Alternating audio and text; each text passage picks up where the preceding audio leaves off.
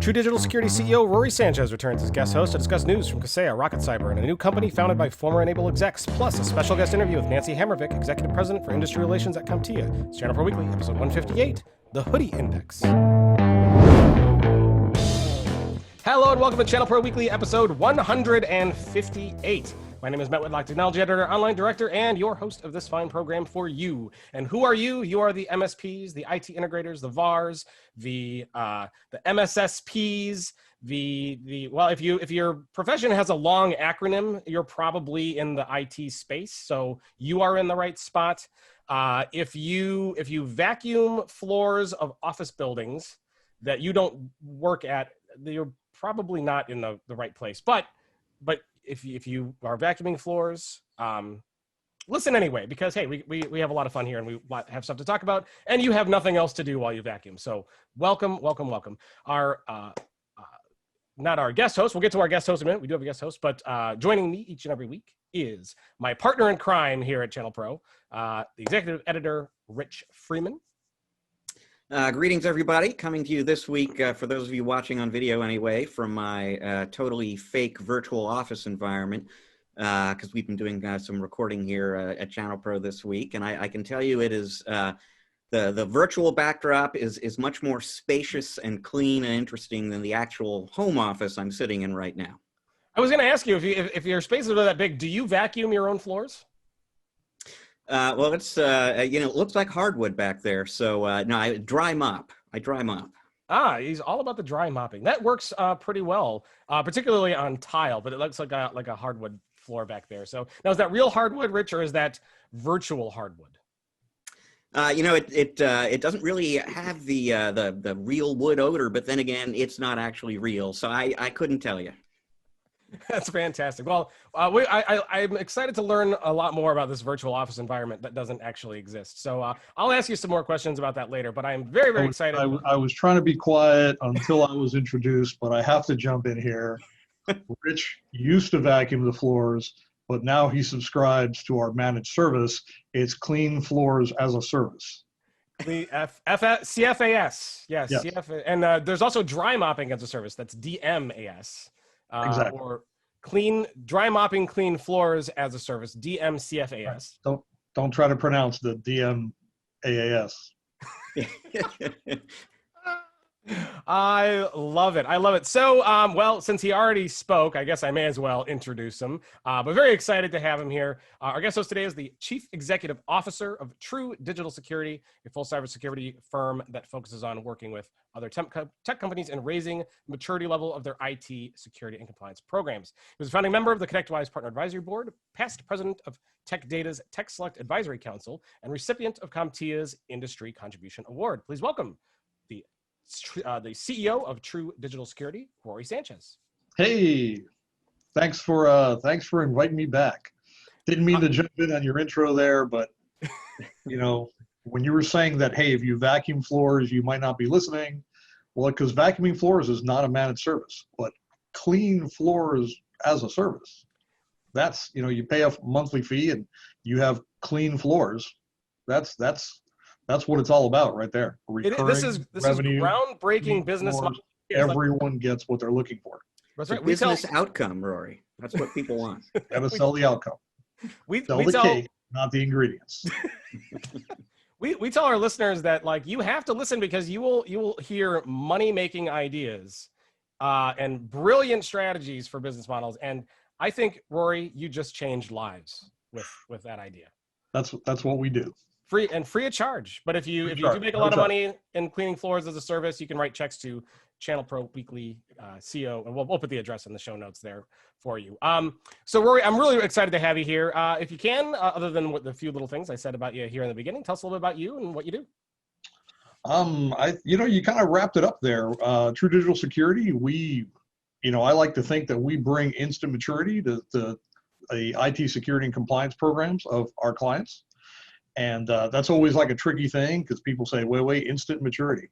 Are you saying that, I take you like ibuprofen and suddenly I feel better and all of a sudden I have all this maturity and And, it takes a while to grow and mature an IT security and compliance program, but we certainly have all the pieces that our clients need to very quickly affect change and get them moving in that direction. So, you're all in on security. You in an earlier point in your career, you were more of a MSP kind of generalist, and then you dived in and focused on security. And so I wanted to kind of take advantage of having you here on the show this week to just kind of talk with you a little bit about what I'm hearing from some of the security vendors. So we're like early-ish in the second half of the year, which means that a lot of the big security vendors are publishing their mid-year, their first half of the year security reports. And there's some pretty interesting statistics that are kind of arriving in my inbox all the time. And I kind of want to check them against what you're seeing with your customer base a little bit. So for example, Trend Micro just yesterday, as we record this, posted its mid-year report. And they said that in the first half of the year, they blocked 8.8 million COVID-19 specific threats. Now that's 8.8 million out of 27.8 billion threats that they blocked in the first half of the year.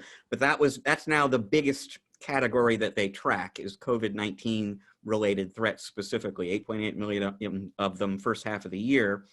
And then the other thing they saw that they think is COVID-19 related as well is a 19% increase versus the second half of 2019. In the first half of 2020, business email compromise attacks are up 19%.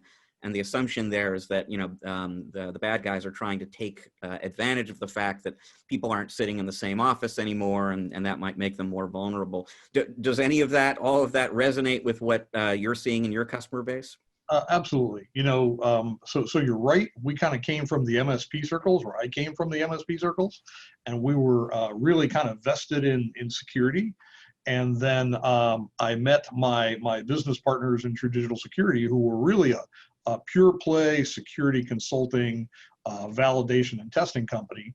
We put those companies together, and today it's really a security led business where our MSP practice is really, we're working with larger clients and we identify areas of IT that could be made better and have security built into those areas. And that's really what's driving a lot of our MSP business today. But to answer the question that you got to, yes. So suddenly everybody, and thankfully COVID-19 came at a time where there was a lot of cloud maturity and a lot of work from home ability, because you're going to find that MSPs and MSSPs and most of their clients were very quick to adapt. You were very quickly went from one day you're working at your office and a few days later you're working from home. And a lot of that happened very, very quickly, very seamlessly, because of all the technology that's been embraced over the recent years. But of course the bad guys saw that as an increased attack surface. Almost everybody, there's been a lot of remote workers and a lot of folks, who were work from home in the past, but in general, it was, let's call it behind some sort of a perimeter. Everybody was going behind a firewall. There were some controls out there that let companies, really kind of put a barrier around what was happening, what was coming in and out of the corporate network. And suddenly everybody is working remotely, working from home, many times on pieces of equipment that are not company owned. I've seen statistics on, most people who went work from home where, the company installed some stuff on their home machine and they went to town. So it's the same machine that maybe, their child is doing some homework on or other things are going on. And this is what's accessing the corporate network. And while we all, in cybersecurity, we all love to think of the guy with the hoodie in the room trying to do some fancy stuff to hack someone. Phishing is so efficient, right? If you email 1,000 people in a company, you're almost sure that one of those people is going to click on the link that is going to get the bad guy into that company somehow And a lot of the defense mechanism, you know, people look at emails and they look pretty realistic, but when you can just shout to the boss next door, hey, did you just send me this? Or, you know, you're passing people in the hallway and hey, come look at this looks suspicious. Suddenly there was less of that, and there was more communicating between, you know, the guy who needs you to write a $50,000 check and the guy who writes the check, right? There was a lot more communication, a lot more remote. And this is where if you've been phished and somebody's watching your emails going back and forth and can replicate that and, you know, and change that tracking number, the routing number that the 50 grand is being sent to, suddenly you're in the money, right? So phishing is a big deal. And when I believe when Trend Micro says we've seen, you know, COVID-19 related, you know, cybersecurity threats, it probably doesn't mean that, you know, let's make sure that we don't think like the pandemic is somehow turned into a computer virus, but right. And now somebody's going, that's why Florida has such high numbers. No, now they're counting computers that tested positive. But we're, you know, we're really talking about the bad guys taking advantage of work from home situations. And on the phishing side, I would think it has a lot to do with just emails and you know, tricking people, which is what phishing is all about, in some sort of COVID-19 related context. Right. So if you have an infected computer, you're saying don't spray the inside of it with Clorox is kind of what you're. Right. Everyone knows you're supposed to take the Clorox yourself.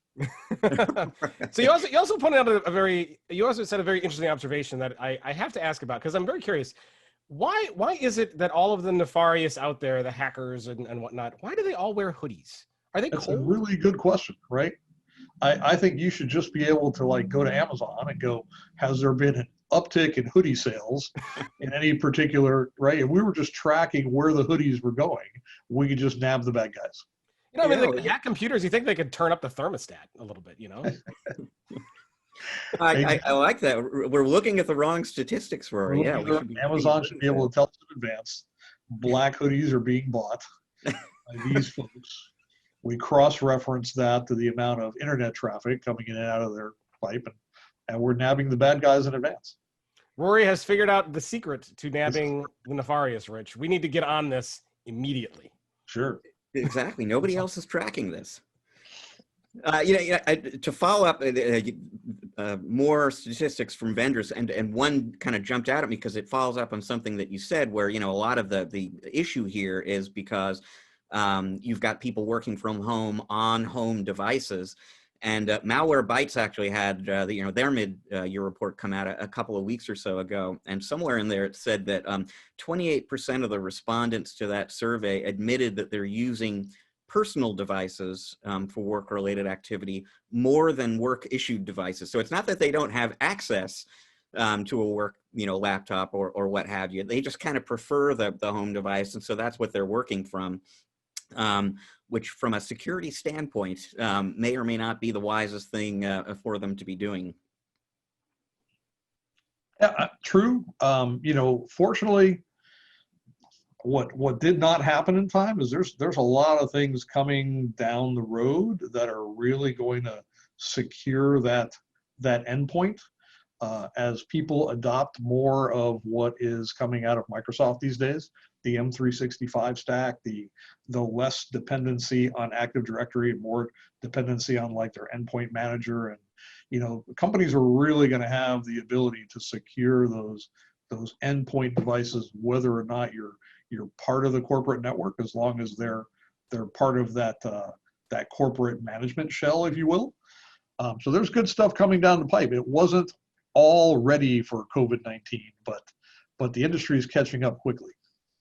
Just out of curiosity, because you mentioned Microsoft 365, but the other Microsoft Cloud product that's getting a lot of looks right now, a lot of interest, is Windows Virtual Desktop. I mean, do you position that, or maybe virtual desktops generally, as part of the security stack for a work from home environment? Yes. So we work with both Microsoft and AWS, and initially, if you're going to be working from home on your own piece of equipment, that's sort of your desktop. And I think a lot of clients feel more comfortable when you're accessing our stuff, you're going to use our desktop. So as opposed to buying you a laptop and making you integrate that into your home network somehow and access your Wi-Fi that we don't know anything about, if I can hand you a virtual desktop, and that's the virtual desktop that is then accessing our corporate network, that's a pretty good way to go, because that's a desktop that I have control over, and it's really sort of isolated from that your desktop. You're just accessing it from your desktop. So that's absolutely a strategy. There's additional costs to supporting those virtual desktops. I think the future is a little bit more. The virtual desktop is somewhat in danger of making it in the future, because as the actual desktop becomes more secure, maybe that virtual desktop is needed a little bit less. There are some applications that need to run in a desktop environment, but as more things become web enabled and let's call it the actual desktop running on your machine becomes more secure, the future of virtual desktops is it's got its place, but maybe not as prominent as it was when it first got launched. Well, the hackers need desktops too, because they generate heat. Because without that, I don't know what they're going to do, Rory. They're going to be too cold. Who's that? Who did the bad guys? Sure, they've got the hoodies. They need lots. They need the desktops. They can't go virtual desktop, because if it was all virtual, then it wouldn't generate any heat. It probably has something to do with, you ever seen the big stack of computers that they sit in front of? There's all the blinky lights. So there's probably all that equipment in there, which meant that the AC had to be turned way down. And you would think that it would balance out, but actually they're having to keep it really, really cold. And there's your need for the hoodie. We are looking into this, I think, far deeper than I had originally intended. There's people turning off the podcast right now. If you guys talk about hoodies one more time, I'm out of here.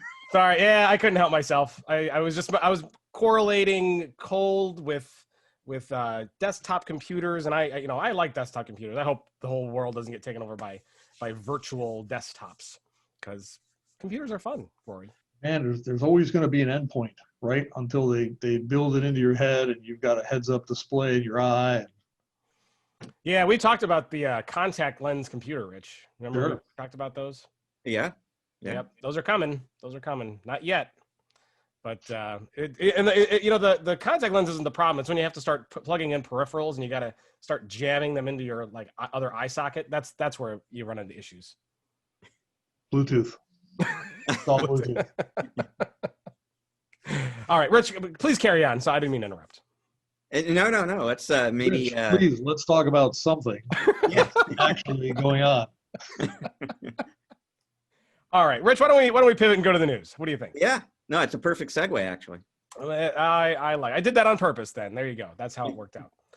So Rory, thanks again for being here. Rory will be with us here the whole show, and of course we will be turning to you for your insights and thoughts as we go through everything here. So a little preview for those who are watching or listening on their devices. We got some news coming up. Kaseya is in the news. RocketCyber and former Enable executives have done something interesting. We'll talk about that. We have a great guest interview coming up with Nancy Hammervik, the executive president for industry relations at CompTIA. You will not want to miss that. That's going to be a great interview. And of course, we will have 5 questions with Rory Sanchez later on in the show, as well as a museum pick, tech pick, and more. You do not want to set your device down or turn your head from the screen. It's going to be a great, great show. Rich, our first story, actually our first 2 stories really are about Kaseya.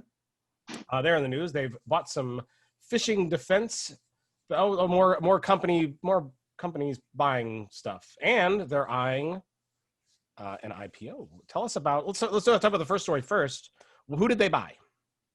And how timely is this? And again, perfect segue, right? We're just talking about security threats during the pandemic and phishing in particular being a risk factor. So Kaseya, you know, obviously over the course of the last several years has been making a lot of acquisitions and building up this kind of family of brands and products and this increasingly comprehensive end-to-end MSP solution stack. The latest acquisition, one that they announced this week during their Connect IT conference, which was, you know, originally going to be an in-person event, was a virtual event instead. They have now acquired a company called Graphis, which is an email security company, but really kind of a phishing defense company. Graphis is spelled Graphus, in case you're interested in looking that up. You know, the product has a number of different kind of components to it. There's an artificial intelligence piece to it, which analyzes an individual user's communication trends against 50 different attributes. They're kind of creating a trust profile, basically, for each employee, you know, who among the people they communicate with is or is not trustworthy, who is familiar, who isn't familiar. So there's kind of a machine learning based methodology for determining what messages might or might not be suspicious. There's another component of the platform called Employee Shield, which you know, basically warns employees if there's something suspicious about a message.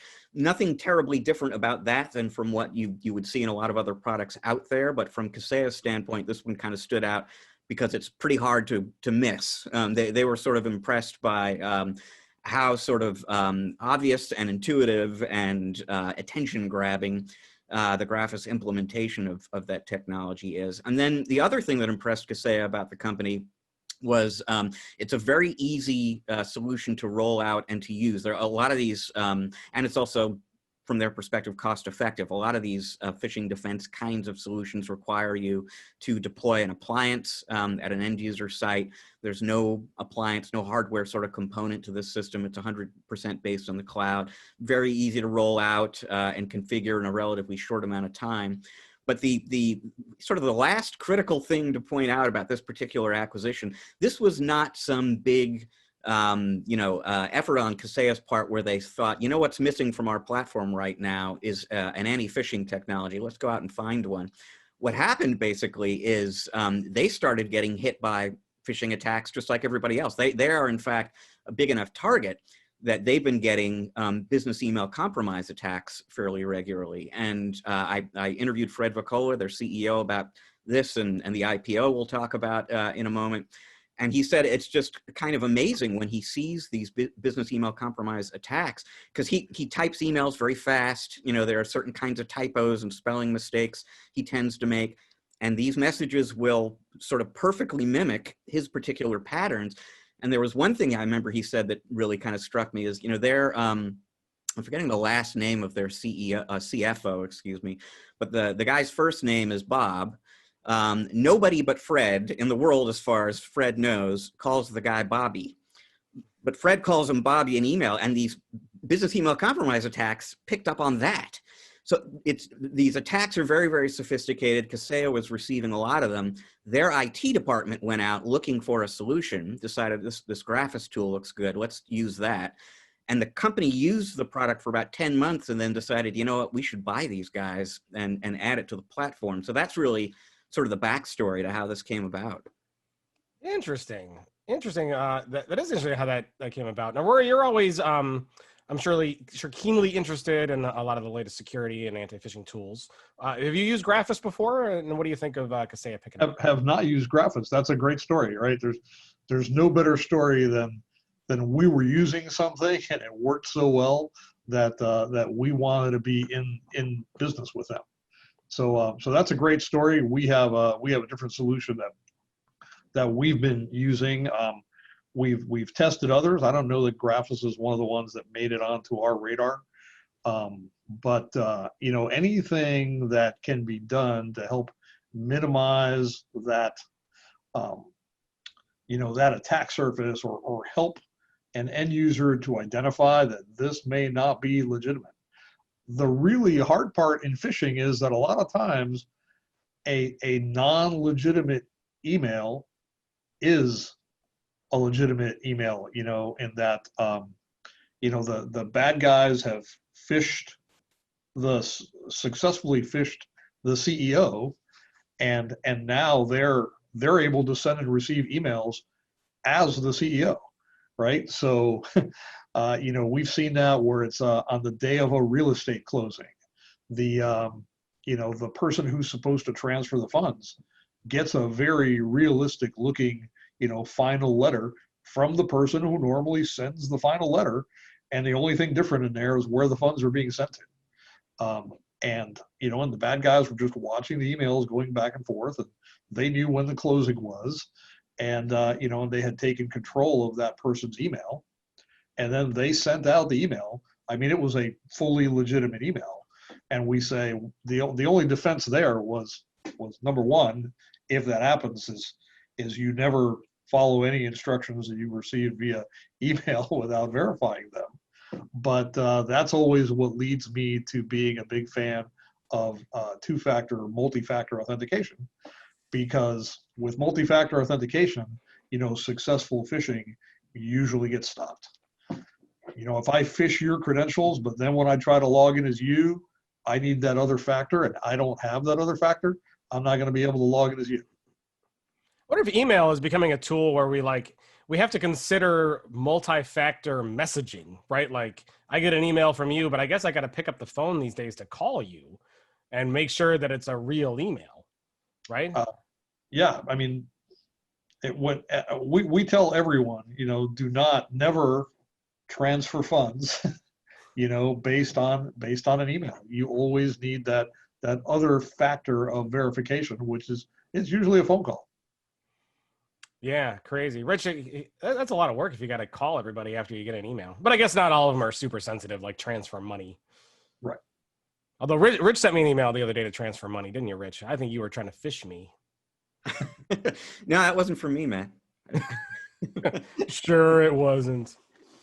You know, Rich is one of the Safari's. He's got a hoodie in the background. That's why he's got his virtual background up, so I can't see his collection of hoodies back there. You know, I know it's a little off topic, but always a great story, right? Like we were brought in to do some investigation on some folks who had gotten phished, and it was an attorney who called the client and said, "Hey, listen, you don't need me to do those wire transfers anymore." And she said, "What wire transfer?" "Well, this wire transfer that you just requested from me for a very large sum of money, I don't have to do those for you. Remember, we signed all that paperwork, and you can do those yourself." And she said, I didn't send you a request for a wire transfer. And this was for a very large sum of money. And he said, "What about the $2 million from last week?" Oh my gosh. And that was how at the first time that they discovered that a week before, a very similar wire transfer had happened. So let's just say a lazy attorney or an attorney who said, "Hey, why does she keep asking me to do these when she can do them herself?" That led to a phone call that discovered a phishing and wire transfer that had happened, you know, a week earlier, for a large sum of money that was at that point gone. Hey, you know, you think you would double check when you're about to send anybody $2 million. True. That's a lot of money. If somebody would like to send me a quarter of that, $500,000, I will be more than happy to post an offshore account that you can transfer it to.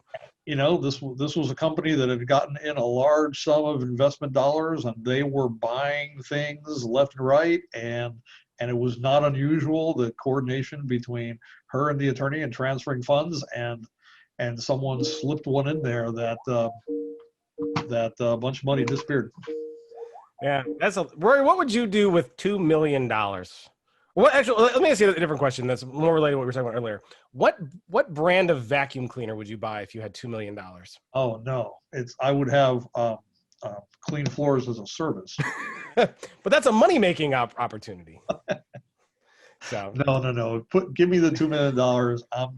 I'm just going to buy something fun and let the clean floors as a service people do their part.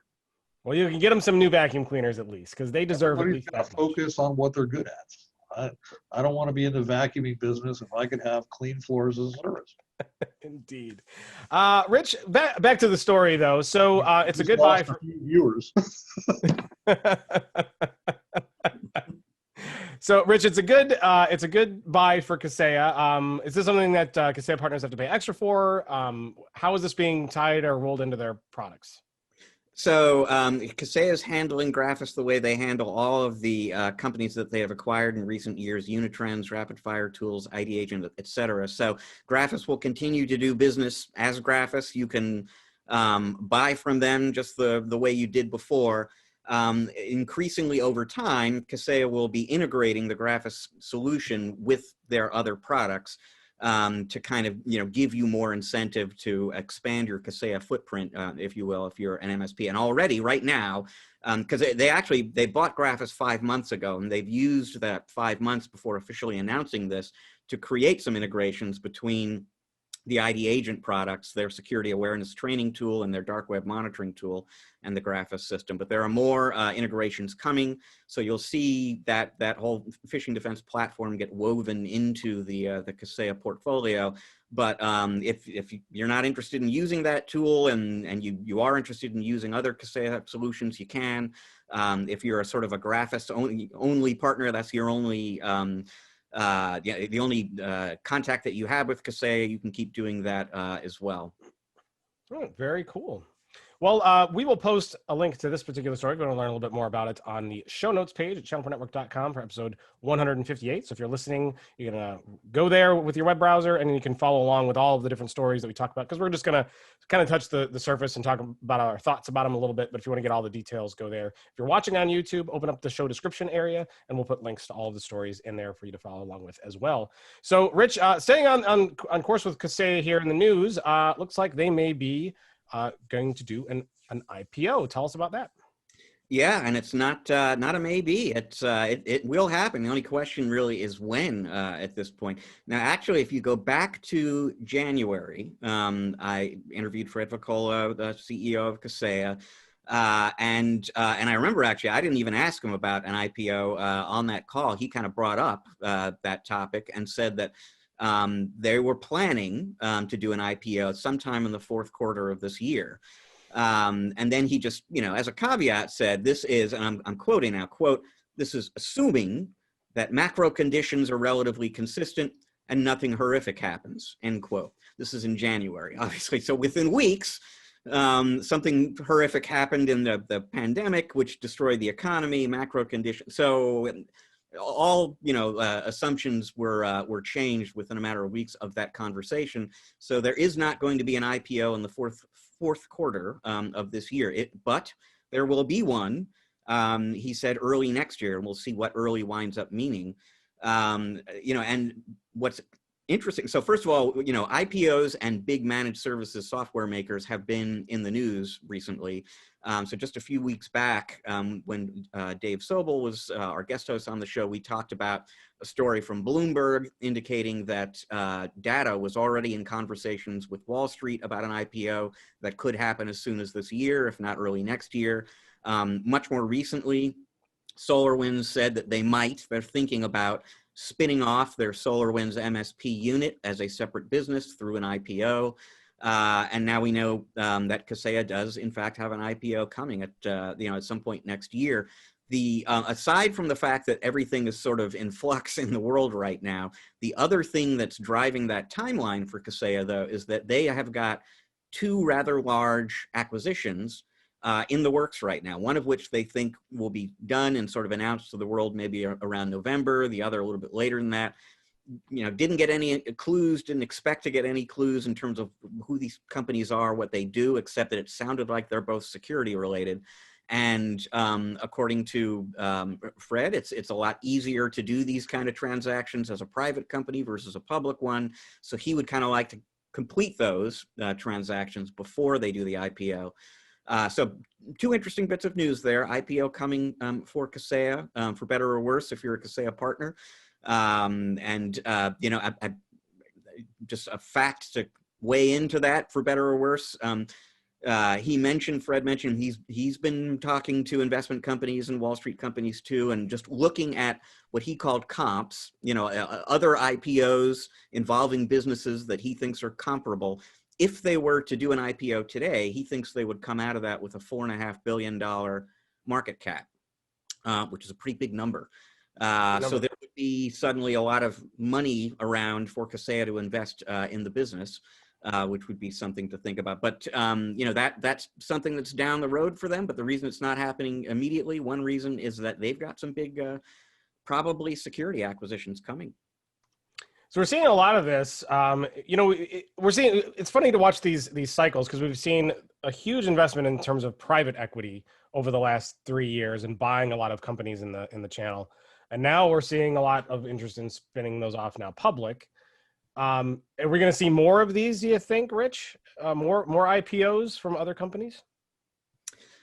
Yeah, it's a great, so the obvious answer is yes, because this is kind of how private equity works, right? Is they come in and they sprinkle their magic dust on your business and make you more valuable than they were before. And then in some amount of years, 3 is sort of the benchmark, but a few years after coming in, they put the company on the market and they move on to their next project. So there will certainly, and like you said, there have been a lot of companies taken private that way. So there will be more of this. But I don't think it's an accident that a lot of the names that we're hearing in this context now involve these big managed services platform makers. And some of that is just a timing thing. Kaseya has been owned by private equity since I want to say 2013, which is, and it was 2013. That was the same year that Enable, which we'll be talking about shortly, got bought by SolarWinds. And investments like that are kind of reaching a point where it really, in a normal course of events, it starts to make sense for the private equity company to kind of get out, put the market up, or put the company up on the market, and so on. But also, there's so much growth, so much excitement about managed services right now, and these are the bigger, more obvious companies like Kaseya and Datto and SolarWinds MSP. If it becomes an independent business, these companies are really kind of obvious investment targets for anyone who wants to kind of be a part of the growth of managed services right now. And so I'm sure that's kind of contributing to all of these stories coming together at once as well. Yeah. Rory, you going to open up your wallet, buy a chunk of Kaseya? It's probably not a bad buy. From the business standpoint, some of these companies are getting really, really big, and they've gone, and I'm not saying this is specific to Kaseya or to anybody else, but we've seen some of these companies start, sort of a grassroots effort and listening to the MSPs and listening to what they needed and growing. And once they bring in the private equity money, they have a different set of masters that they're serving, and as those get spun up, then it becomes Wall Street that is demanding the numbers. And I always hate to see the clients get turned into a number that's got to be hit, and less about what are we really doing for the clients. So hopefully they Kaseya is a good company. I've known some of those guys from way back in the early days, and hopefully they will do a good job of staying true to that mission and where they came from, and not allow Wall Street to what is that called when the tail wags the dog? Your question was more about whether or not we should open up the checkbook, invest. They're probably going to do well. I think they will also. So you bring up a good point now, and I'll turn it to both of you because let me turn it to Rich. So do you think that Kaseya going public will harm their offering or radically change their approach in business? Well, so I mean, you know, what you have to consider there, the two things to sort of weigh is, you know, first of all, like I said, they believe that they would come out of an IPO with a $4.5 billion market cap, which means there's even more money, you know, than they have today to invest in the platform, which could mean more, you know, more acquisitions, more functionality. If you're a Kaseya partner, you know, the platform gets that much more integrated, that much more expansive. On the other hand, to follow up on Rory's point, and it's funny, when you were talking before, Rory, it occurred to me the last time you were our guest host on the show was November of last year. I mean, within, I think, 24 hours of the world learning that Tech Data was being acquired by private equity. And I remember talking like the night before we did the show with one of their executives, Marty Bauerlein, who said that, you know, the great thing about this from my perspective is we're coming off the what he called the 90-day shot clock, which is this thing where, you know, 4 times a year, you got to report numbers to Wall Street, and they're looking at those closely. You don't hit your numbers this quarter, your stock price is going to suffer. And so, you know, to your point earlier, a potential downside once a company is out there on the stock market is they do have to think a little bit more in short-term, from a short-term perspective.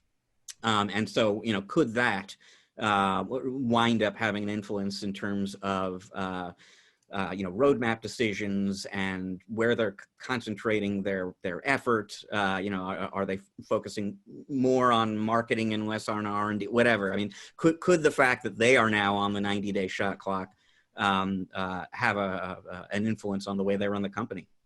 Sure, that's the question. And you know, sometimes even the leadership is, you know, sometimes that requires some changes, right? There's, you know, the folks who are used to running it one way to having to start running it the other way. So sometimes that takes a slightly different talent pool. You know, we've seen, you know, Dell go in various directions there, and I think I was at a Dell conference when they went private. And that was, of course, there was private equity money involved there, but you know, I remember, you know, Michael Dell saying something to the effect of, you know, I'm looking forward to working with a small team and expectations as opposed to Wall Street. Mm-hmm.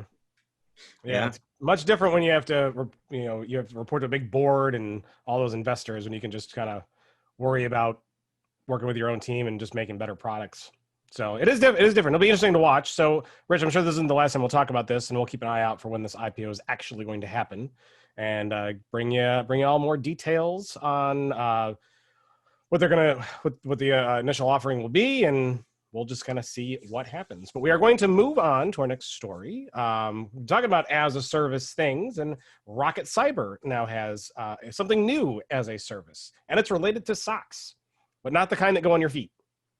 The K-less socks, yeah, the security operations centers. They have got, RocketCyber has a new managed SOC service, and I say new, but in a way they've been doing this for a while. So to understand the significance of this, I probably have to step back quickly. I mean, RocketCyber came out of stealth mode and sort of became an officially operational business very late in 2018. They timed that for a ConnectWise IT Nation event then. So it's you know, a company that really that's less than 2 years old. The original model that they were pursuing is they were going to develop a whole series of these relatively small targeted security apps. And the idea was that you would be able to, you know, mix and match those, build up a security offering. They were all designed to be very easy to use, easy to adopt. The thinking was, you know, there are lots of MSPs that want to have some kind of managed security offering, but they don't necessarily have the time or the resources to really invest in that. So is there something that a company like RocketCyber could do to make that faster, easier? That was what they were going to do. And it was all going to be about apps and selling software. And over time, what they have discovered is that a lot of partners out there, a lot of MSPs who like their software said, we love these apps, but we would love it even more if you would actually run these for us, and we'll pay you a little extra for that, but it would be a really great model for us if we could kind of outsource the use of some of these apps. And eventually, on sort of an informal basis, RocketCyber kind of started doing that and offering this sort of managed SOC service. In fact, I think the last time we talked about RocketCyber on the show was probably in February of this year, when they came out with a kind of managed firewall service. And what they did this week is officially announced that this is now not only a product from them, but this is like the product from them. They have basically stepped away from that original idea that we're going to make security apps. And really now, from this point forward, they are all about security services, outsourced security services that use, a lot of this software that they created before.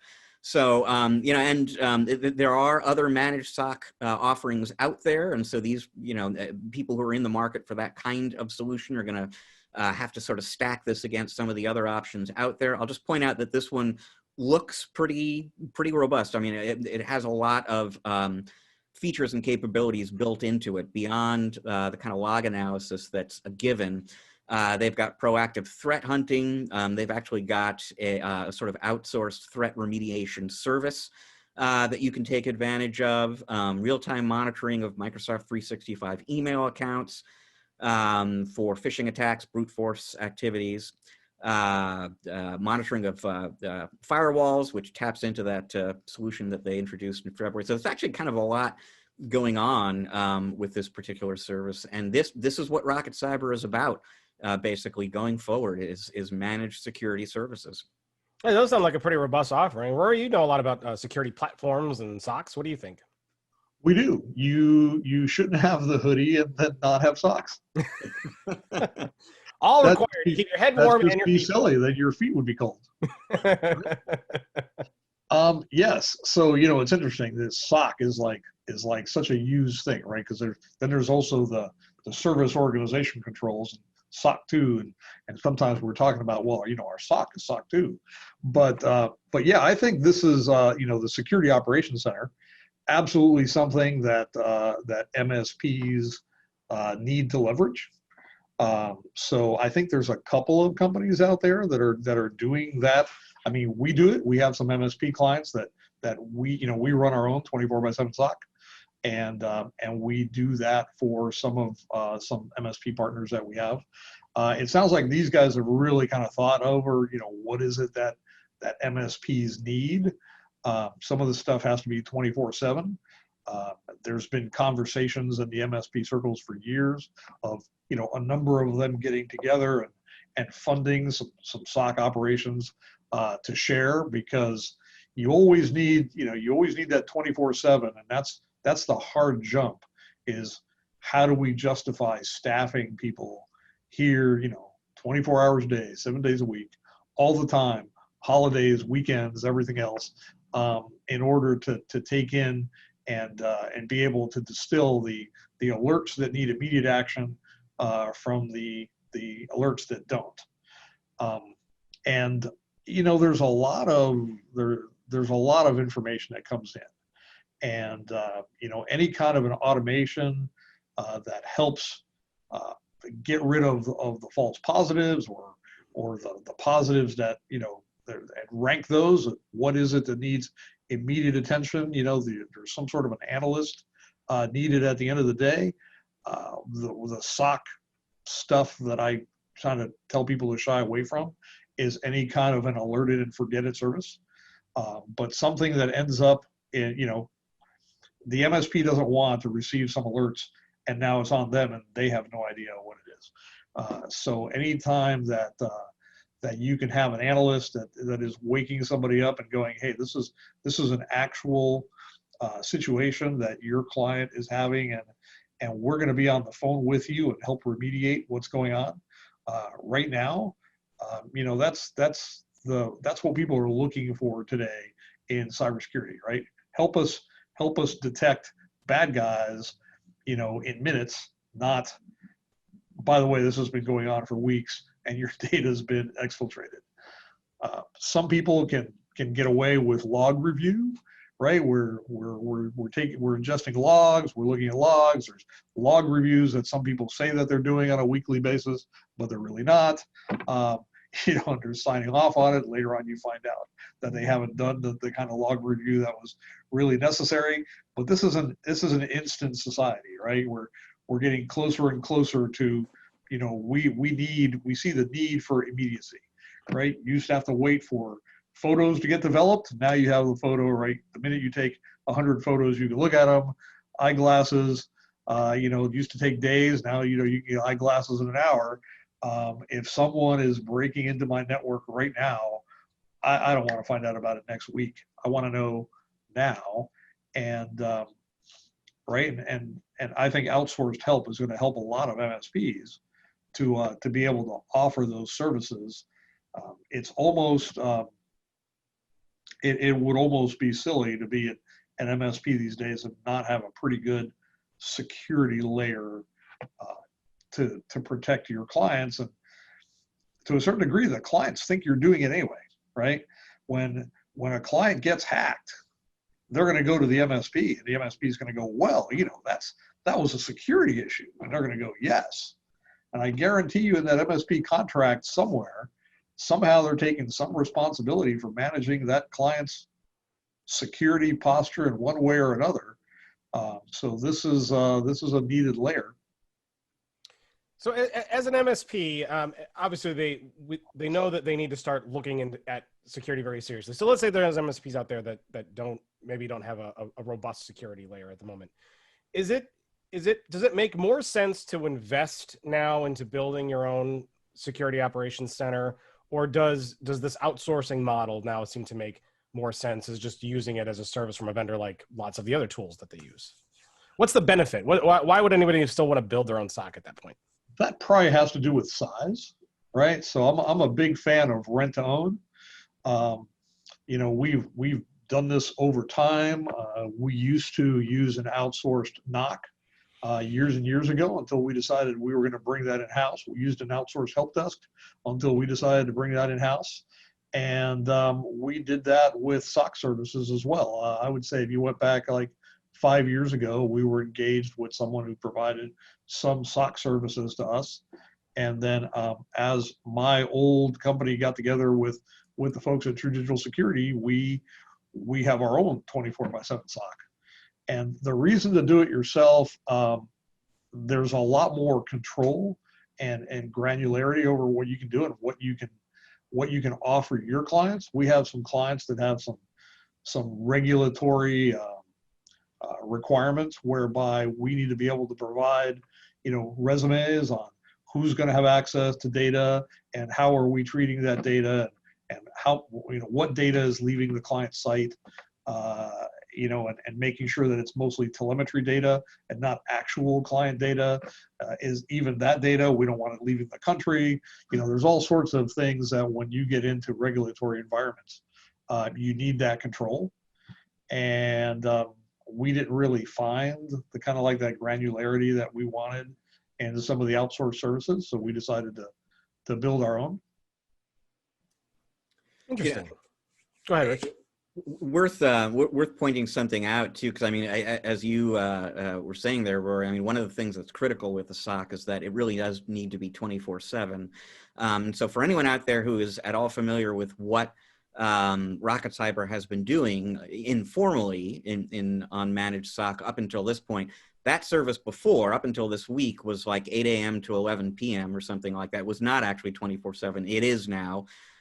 So they've taken that step. And then I guess the other thing, just before it slips in my mind to point out, is we talked a little bit about the number of different components and features built into this offering. They haven't stopped with that. They've got in fact, within the next few weeks, they've got some more functionality that they'll be adding to the service. And didn't get a lot of details as you would expect, but some of it has to do with authentication. There's something related to email security that'll be coming to the platform soon, and then on a somewhat longer time frame, next 3 to 4 months, there are some compliance related features that they're going to be adding too. So what they're doing today is really kind of, from their perspective, a starting point for what will be an increasingly comprehensive managed SOC offering.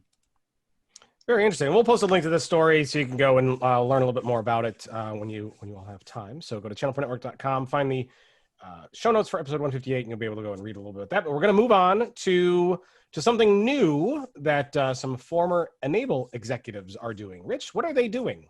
That's new. Not that's old, but new. You know what, this story, this is interesting in its own right, just because a new vendor has come on the scene, you know, with a product that has sort of an interesting strategy behind it. But the main reason I really wanted to learn more about this company when I first became aware of it last week is because of the people who run it. And they are people from Enable. So, you know, and this is going to be a lot more interesting, I'll say, for people who, like me, with gray in their hair, who have been covering managed services and MSPs since the, you know, the early days of the modern MSP era, if you will, you know, 15 years ago. But way back when, the big players in managed services software were companies like Kaseya and ConnectWise and Autotask and Level Platforms and Enable. Enable was one of the big early names in RMM software. And the CEO of that company was a guy named Gavin Garbett. Familiar name, I'm sure, to a lot of people in the audience right now. 2013, you know, Enable was acquired by SolarWinds, and Gavin kind of took his money to the next thing he wanted to do in his life. And quite honestly, I have had no whatsoever. And I mean, I doubt he even remembers talking to me before that, but he used to be one of my favorite interviews, actually, because he's just a really interesting guy to talk to. And I had, not that long ago, actually, his name kind of popped into my head and I wondered what he was up to. Now I know.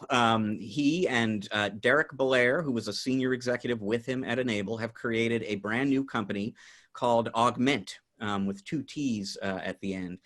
And, you know, Enable played this big role with other companies in creating the original RMM software model, a product that you could use to remotely manage physical infrastructure. The Augment portfolio is really meant to be about remotely managing cloud solutions, cloud applications, software as a service applications specifically, but I'm sure from a longer term perspective, certainly cloud-based infrastructure as well. And in fact, I had a chance to speak with Belair this week, and he said, you know, way back in 2013, when they sold Enable to SolarWinds, the two of them, Garbett and Belair, both thought this is where the industry is going. Obviously, the whole industry is going to cloud computing, and therefore managed services and MSPs will be going there too, and they will need tools as effective at managing those cloud solutions as the on-premises infrastructure tools that companies like Enable are providing now. And essentially what happened is, you know, 7 years after having that thought, at least 7 years after having that thought, they kind of looked around the industry and decided nobody is really doing what we thought somebody desperately needs to do. And so we're gonna do it. We're gonna step in, we're gonna create a company that creates the next generation of remote management tools for MSPs, and it's gonna be all about the cloud. And so quickly, they've got 2 products out now, a third that'll be out in November. The 2 products out now, one of them is called Discover, and it essentially builds an inventory for you of all of the cloud applications that a given end user, a given customer is using. And that includes not just the systems they know about and are paying for and you know, are officially sanctioned, but all the shadow IT stuff, all the little Dropbox installations that their employees, especially the work from home ones, are using now. Gives you a complete picture of what you've got out there so that you're aware of that and can secure it. There's another product called Optimize, which focuses in on those officially licensed products and, you know, excludes the shadow IT ones, and it gives you a sense for who's using those, how much usage is going on, what that's costing you, so that you can kind of do some cost optimization around that. And then in November, a third product called Manage is due to arrive. And that's really kind of that cloud RMM tool that I think is going to be the foundation for even further products that they have coming down the road. They at some point in that interview, Belair said that, you know, it's relatively easy for them to identify 10 or so different things that an MSP who's doing cloud right needs to be thinking about, and they're going to want to do all of those in their portfolio at some point. So interesting company, you know, with an interesting kind of strategy behind it. And for me, it was just really interesting to kind of find out what Gavin Garbett is up to these days. So is that product name Optimize? Is there 2 T's in that one as well? Nope. So spelled exactly the way you normally do. So how do you think, Rory, how do you think they came they came to the realization that they needed to add another T to the company name, or is it they want it to pronounce augment like that, or That's because these are guys who are thinking out of the box. Okay. are they think out of the box, or is it because augment.com with one T was taken? So they're like, just throw another Augment.com T on there. taken. Give me another T. That's it. I got to say, I love these guys, right? So I've known both of them for many, many years. Rich, like you, I had kind of lost track of what Gavin was up to. We probably remained connected on LinkedIn, and then not too long ago, I heard that they were up to something, and I kind of looked into it a little bit. I am not 100% sure that I know exactly what the company's doing, but managing, disparate cloud systems and being able to discover what's happening in an IT organization, finding those shadow IT installations, and being able to wrap that around and manage it. I've seen a little bit of that in, there's some cloud vendors and cloud brokers these days that say, hey, use our interface, and then we help you. You buy everything through us, and then you get unified billing and that sort of thing. But I don't think it is. I think it's mostly a billing engine and not so much on the management side. So that's probably what they're working on. I was looking at the article that you guys have there on ChannelPro, and I'm going to say that Gavin's either using an old picture because he looks exactly like he did way back then, and I'm just glad to see that Derek is a little older like the rest of us, because I remember that guy from about 20 years ago, and actually, I think one of them, I think Gavin reached out to me not too long ago to say, hey, we're Derek and I are launching a company. We're doing something. We were supposed to get a phone call that I don't think ever happened, but I'm looking forward to not only catching up with them, but also hearing what they're doing. Because again, not only because of adding the extra T to come up with a non-taken, .com name, but these are some pretty bright guys that I think are going to come up with some pretty good solutions given the opportunity. And they have excellent taste in glasses too. I like both of those pairs of glasses. Yeah, That's on right? on that. I wonder where the one guy got those light frames. Those are pretty cool looking. Got to look into that, Rich. Got to look into that. You know what? If things work out the way I hope, you will get a chance to ask him yourself, because I'm working with the PR folks at Augment to see if we can get Gavin and maybe both Gavin and Derek on the podcast. It'll probably be a few weeks at least before we can do that, but I very much want to get certainly Gavin on the show, because like I said, always an interesting interview, and so it would be fun to have him on the show and catch up. Ooh, I can't wait, folks. Look forward to that. Keep an eye on ChannelProNetwork.com and on Twitter, and we'll announce that when that interview's coming up. Very exciting. Very exciting. Rich, make that happen. I intend to. Yeah, I very much want to have that conversation. Very cool. Anything else to talk about Enable? I guess or about not Enable, but this service. So this looks like a tool that is needed. Is this going to be the next big thing? Rich, what do you think? Rory, what do you think? Well, I'll follow up on what Rory said a little bit, because and this did come up in my conversation with Blair earlier in the week. It's they're not claiming that they're the first company out there to kind of think at all about cloud management. But as they looked across the market, they, and this is what Blair in particular sort of focused on, is there are plenty of cloud management tools out there, but they tend to focus on AWS or Azure, so tends to be specific to one product set or platform. And then they didn't talk about this, but Rory's absolutely right. There are the Pax8s and the Ingram Micros and Tech Datas and Synexes. They all have D&H. They've all got cloud marketplaces that include provisioning and billing engines that kind of pull all these different products together, but aren't really designed. I think it's fair to say none of those platforms are really designed to do for cloud what an RMM tool does for on-prem. So this is the opening that the Augment folks see, is that there's stuff that does some of what an MSP needs. There's no one platform, no one portfolio, no one company that kind of pulls it all together, and that's what they aspire to be. Rory, final word to you. Yes, what Rich said. Yeah, exactly. I think that's the piece. Is I've seen some things around billing platforms and maybe provisioning, but not so much in what I would call management. So I'm gonna dig in a little bit and see what the various offerings are, and yeah, if you have them on the show, I will definitely tune into that one. Good guys, and I look forward to see what they're working on these days. Excellent stuff. All right. Well, on that note, we are going to take a short break. When we come back, we have an excellent interview lined up for you.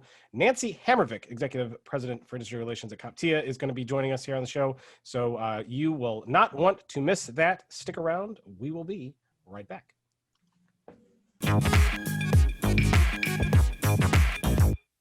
Welcome back to part 2 of ChannelPro Weekly.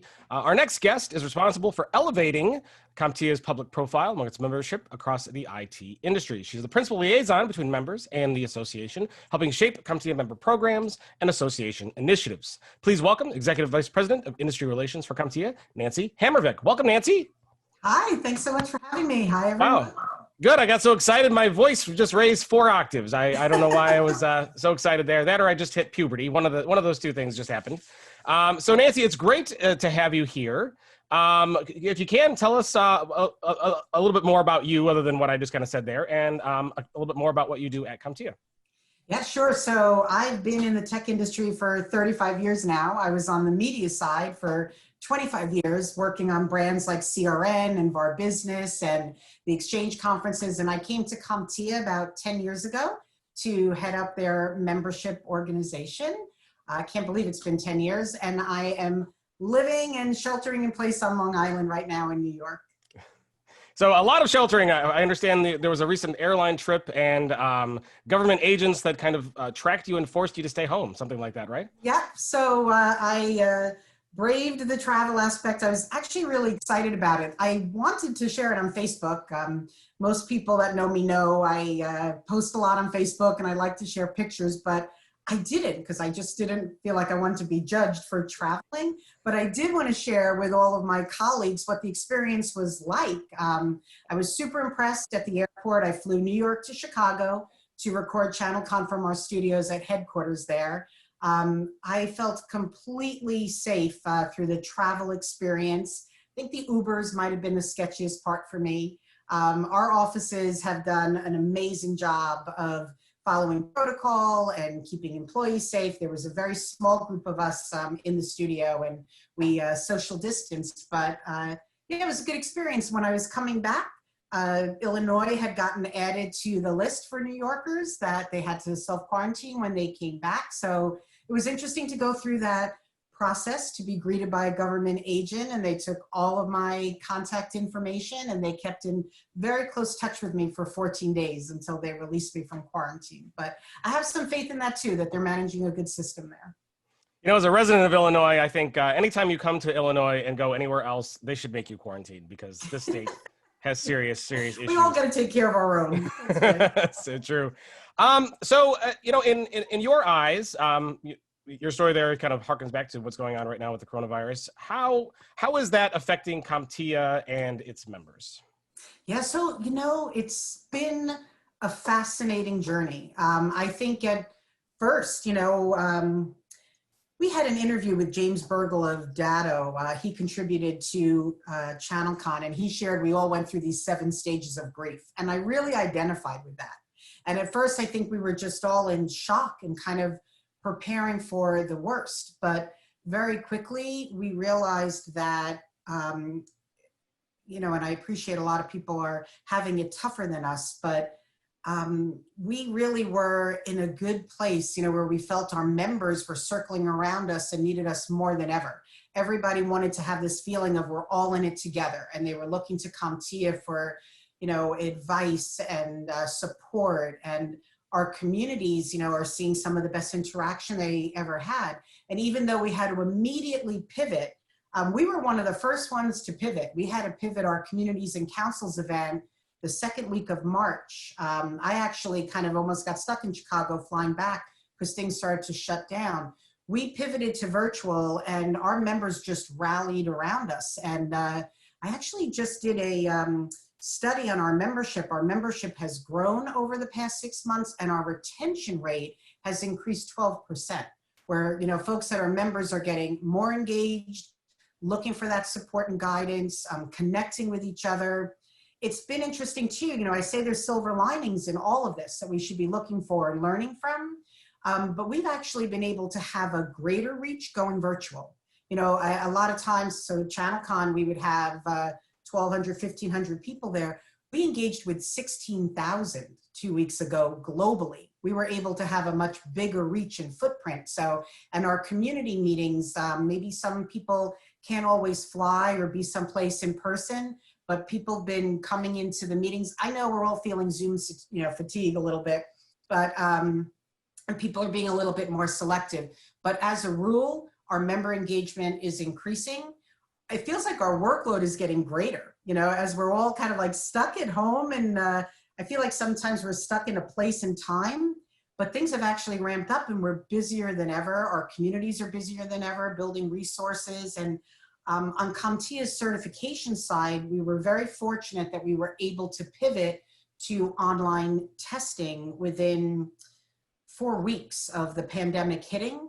And our B2C business is up. We're in a really fortunate position as a large self-funded not-for-profit that our revenues are actually up slightly as many people are looking to get back into the workforce. We've been winning a lot of state contracts that are trying to get the unemployed back to work, and they're offering training and certification programs, partnering with CompTIA. So we've seen an increase in our business across the board, and we're just doing it all virtually.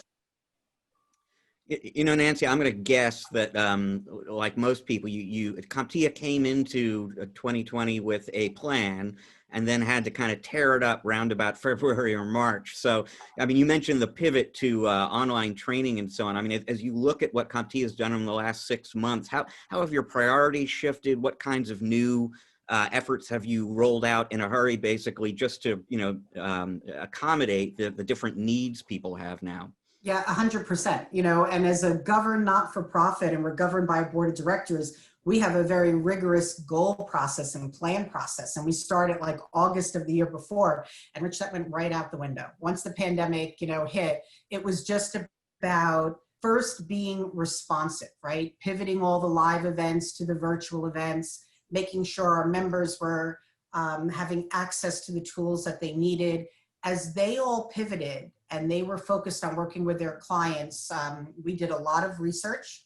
We kind of put some research things on hold, and we were just, you know, out in the market trying to understand what's happening. What is your experience? What are you working on? So that was a big part of it. And everybody was pivoting to help their customers work remote, to start doing more virtual communication. Cybersecurity became more of a priority.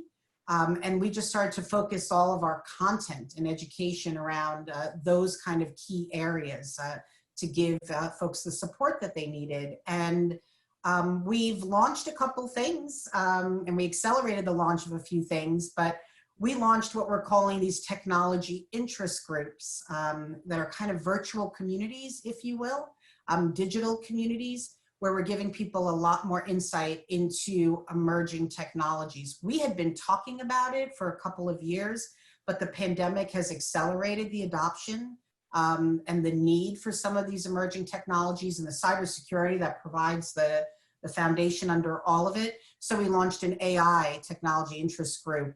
We stood it up in about 6 weeks. We launched a drone interest group as well, as we started to see more interest in that. One of the first things that we did very quickly with the software Forum B was launch a COVID-19 resource hub for the industry, free. And we just started posting everything on there as a central resource. You know, tools. One of the big things was a lot of vendors were starting to offer support, you know, to their partner base, right? Offering a few free months of a software program or discounts on, you know, product. And we aggregated all of that. We had more than 70 vendors that were communicating through that resource hub. So it was one place for the members to go and get the insight and the research that they needed or the tools that they needed. You know, it's not just the pandemic though, right? Then we got hit with the social uprising and the very unfortunate George Floyd incident and racial undertones in our country, and CompTIA responded immediately to that. And we have long had a diversity and technology community, but they started doubling down on working with small business to have diversity and inclusion strategies. And we reacted to that very quickly too, and we continue to. So it seems, you know, like many folks, our focus is now just on maintaining this year, getting through this year, taking care of employees, you know, is really important to CompTIA, preserving jobs, you know, taking care of our members and being really responsive in the moment. But I think there's lots of, you know, I was talking about silver linings, lessons learned coming out of this time, and we're starting to move into a more proactive mode, getting ready. I don't like that term new normal. Somebody's got to come up with something else for that, right? But we are entering a completely, an industry that's going to look completely different in about a year because of all of these pressures. More and more companies are saying that we're going to a permanent work from home. CompTIA made an announcement to all their employees, they never have to come back into an office again. And we have quite a considerable public sector member base. And it's so interesting to hear local governments telling their staff they don't have to come back to an office again either. And everybody knows the government's notorious for not being that mobile, you know, with their workforce. And so we are starting now to prepare for what this industry is going to look like once we get post-pandemic. There's things that are changing that are going to change forever. Yeah, well, I mean, you know, you mentioned ChannelCon before, which is your big member event every August. It was digital this year. Just a few weeks ago, the theme of that was future focused. And I was curious, actually, I mean, was that, you know, you kind of had been planning on that being the theme all along, or did you adopt that? It was serendipitous. We had a moment like, are you kidding me? We planned that last year. And, you know, CompTIA is always future focused. And we've been really pushing the emerging tech, you know, angle to our industry. And we are embracing new players in the ecosystem. I am a channel girl. I've been a channel girl for my entire career, and I always will be. And you will never hear me say the channel is going away and some of those conversations that are being had. But the channel is changing dramatically. And there are a lot of new players in our ecosystem, right? And, you know, we now have fintech companies and martech companies and business consultants that are solving business needs with technology. Our intent when we did Future Focused was really more end user customer base. You know, we're really kind of pivoting things and looking at things from the customer experience and what they're needing. And our intent was to work with our core membership to evolve from being a traditional or a legacy MSP, if you will, to a solution selling MSP. What the customer needs, where the industry is going. That was the original intent. You know, and then, you know, with the pandemic hit and issues with diversity and inclusion hit, and it was perfect and hopeful that we could say to our members, we also have a future. We're going to get through this. And I'm really proud of how everybody's been managing this, but it's good to look at, you know, what's going to happen when we get through this and how we can be better for it. So a lot of our content focused on that. You know, one thing I wanted to ask you about, get an update from you about as much as anything else, because we've spoken about it before, but, you know, COVID-19 has changed everything else about the world and the industry. I'm curious if it's had any impact at all, you know, either the pandemic itself or obviously the economic fallout from that, if any of that has impacted the skills gap in the IT industry that we've talked about before. I think it's put a spotlight on it. I think this has put a real spotlight on a lot of things. And that's another area that, you know, we were saying for a while, we have a considerable skills gap. And we even say it's a confidence gap, right? But there are more than 1 million open positions right now in the US in tech that are posted and unfilled. And that is only growing. I think that we all realize, you know, I've said a few times that the pandemic has made us, has given technology an opportunity where we say it's tech's time to shine, and it's the workforce time to shine. And we've realized that every single industry, every single business needs technology to survive. And so there's a little bit more of a focus now that every industry has to have the right technologies to be competitive, efficient, effective, survive something like this. Technology's really been, so just think about what we're doing now. We couldn't do like any of this and continue business as usual without technology. So I think it's put a little bit more of a focus on how important it is. I hope it's given some inspiration to folks that may not be in our industry that see that tech is a viable industry. And tech, you know, it depends on the business, and there are small businesses, and we know there are some members that have been negatively impacted by this. But if you're in tech and you are resilient and you are adaptable, there's always career opportunity for you, right? So, but at CompTIA, we're just doubling down that we need to shore up this tech workforce more than ever, close this skills gap with a big focus on diversity and inclusion. We forget about those audiences sometime, and we are not going to fill the skills gap, you know, looking at, you know, one profile or one demographic of our population, right? We're really moving forward at CompTIA trying to dispel some myths about tech. CompTIA actually launched an academy. We're working on accreditation that's only been delayed because of the pandemic and being able to do site visits, but we're trying to accelerate and shorten the ramp onto a tech career. You don't need a 4-year degree to, you know, join tech. You know, we know because of our foundation, Creating IT Futures, we can take folks that are at risk, underserved, have not been in the industry, off the unemployment line, out of incarceration, out of many different, you know, situations, and in 10 weeks train them properly, and they can pass an A+ examination and get a job at help desk. It's doable. And once you kind of get into that tech office, and if you're in the right workplace culture and you get the support for on-job training and additional, you know, certifications, you can build an incredible tech career in 4 or 5 years, right? So we're really pushing that and trying to dispel, you don't need college, it's not all about coding, you don't need to be strong in math, and you don't need to be a male to be successful in tech. Any population, any demographic can do it. So you're gonna hear a lot. We actually, last week, we had a press release where we announced we're pivoting our policy work to focus completely on workforce policy and create opportunities that bring especially folks from a diverse background either into careers in tech or helping them launch their own businesses in tech. The other thing about tech is if you have a skill, if you have any skill, you're always employable, and you can even be self-employed, right? And find contract work and always have a means of having income. So I think the pandemic and the social uprisings and all have really put a spotlight on this, and CompTIA is just doubling down on a lot of the initiatives we've already done.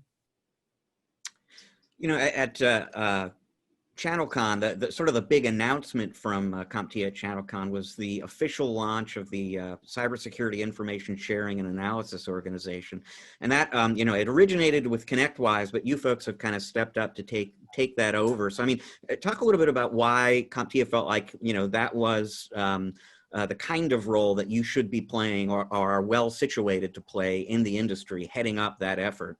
Right. So we've always had a real focus on the MSP providing security solutions, the SSP. CompTIA is very based on best practices and standards. Many years ago, probably we were years ahead of our time, we launched a trust mark, you know, where a company would have to map to NIST standards and even be audited.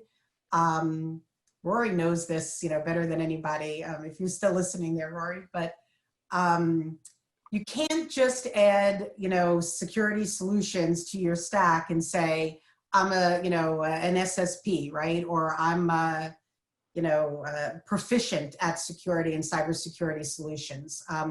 We are really working with the MSP to up their game, right? So these are my people, this is my tribe, and I've worked with MSPs forever, but they have to be honest with themselves that they're not operating at the level that they need to be, not even for their own businesses or their customers, right? And we're starting to see some state legislation where MSPs are going to have to register, where they might be liable for ransomware attacks. And it can hurt our industry if MSPs are not putting their best foot forward. So we wanted to provide a resource that mapped to our other tools and resources like the security community, the MSP community, the trust mark, all of the education that we do around this and best practices, and give the MSP specifically, but it's really for the full ecosystem and industry, a tool where they could get threat intelligence that was even specific to them and what their solution stack was,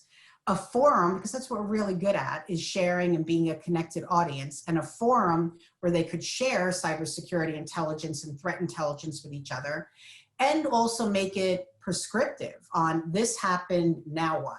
And give the solution provider, the MSP or the SSP, the tools they need to recover their client or really provide that top level service. So it's about bringing that highest level of standard to our industry, building that trust and confidence from the end user. And MJ Shore is our executive director.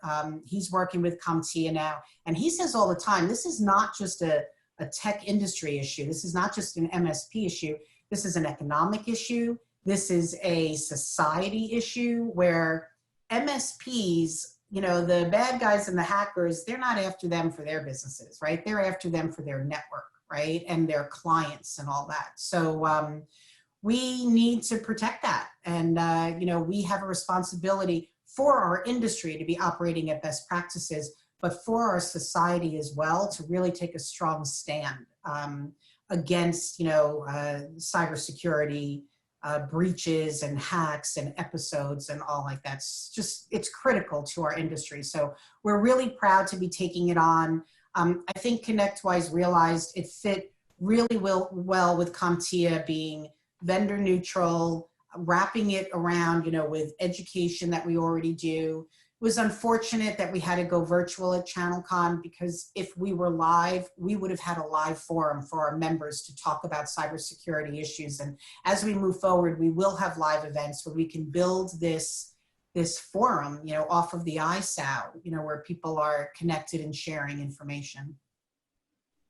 Yeah, Rory, I mean, this is, right up your alley. I don't know if you have any thoughts to share just about the potential value or importance of something like that ISAO. I do. I'm excited about the ISAO, and I'm glad that CompTIA is behind it now. And being kind of vendor agnostic, I saw some of the names that were helping to contribute to that. We're an organization that has worked with ISAOs in the past and would be happy to contribute to the ISAO. But one thing that we always say internally is that security is a team sport, and this absolutely supports that concept. There's no real silver bullet. Security is not something you can buy. It's a state that you hope to achieve. It's a bit of a journey, and it's a team sport. So when you see a bunch of companies coming together and sharing threat intelligence, that's really what it's all about. And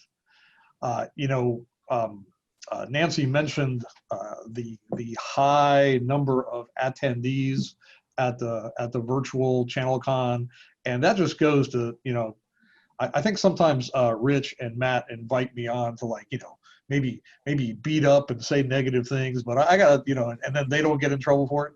But I got to tell you, I'm a big fan of CompTIA. All the things that CompTIA has been doing in recent history, really good. We're a Security Plus subscriber ourselves, and it's not it's not an easy program to get the trust mark. No, it's not. You have to demonstrate that you're doing the things. We always talk to folks who go, who is responsible for your security, and they usually tell us, and then we say, well, now who's keeping an eye on them?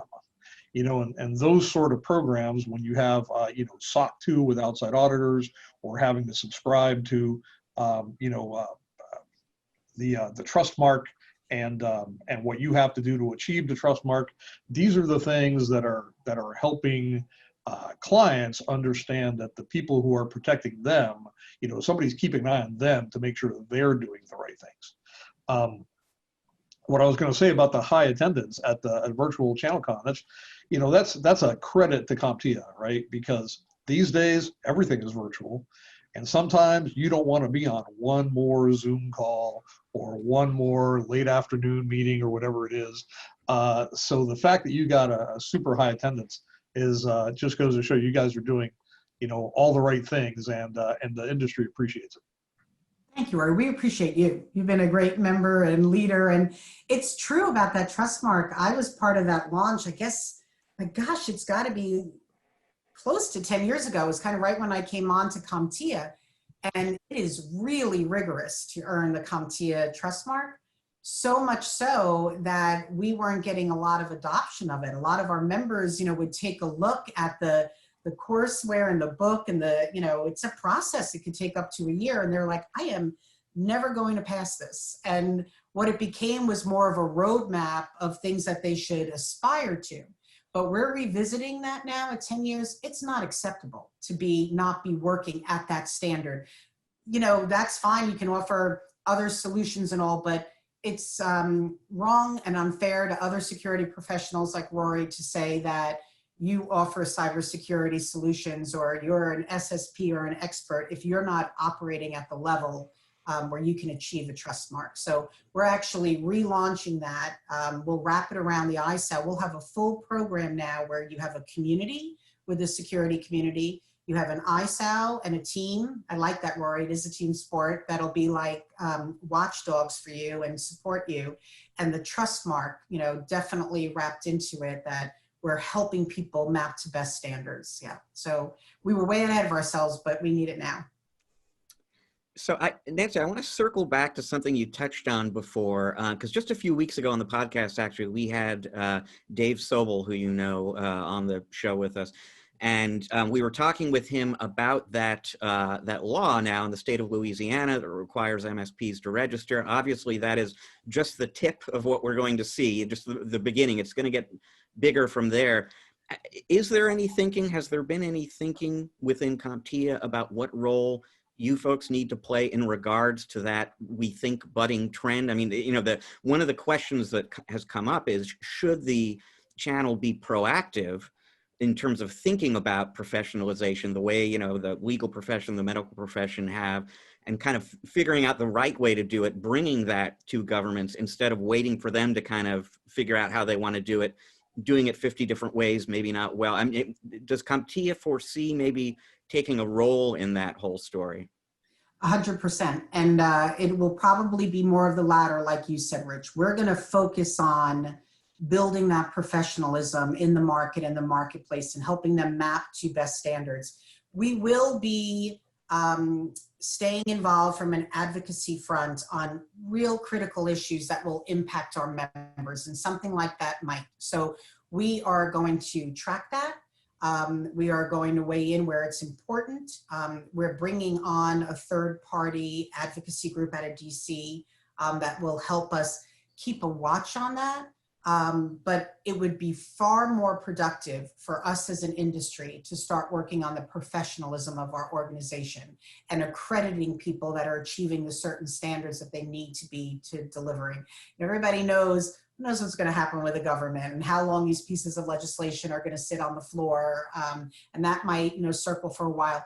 We'll watch it so that we're always looking out for the best interests of our members and the industry. But it's far more productive to put our efforts into helping the solution provider attain those levels that they need to best and fairly, represent their customer base. Yeah, interesting. Well, we have time for one more question, Nancy, and I want to touch on something that kind of Rory mentioned and that you also kind of mentioned there briefly as well. And that's this concept of cybersecurity as a team sport. So if you were going to design an entire sport around cybersecurity, what would that sport look like? Would there be a ball involved? Is this a combat sport? Are there points for something? How does that work, Nancy? Oh my gosh. I'm going to let Rory jump in on that because it was your idea, and I'll give myself a moment to think about it. But hey, Rory, what does that team sport look like? Definitely not spectators, definitely an active sport. So, we love to say that we work as an extension of our client's team. And that means we're a team, clients have a team. And if I had to lay it out, I would lay it out like a soccer field, right? This is, you know, in fighting cybersecurity, you know, you need to bring together your IT security and compliance programs. And first, you know, when you're building a soccer team, you need a really good goalie.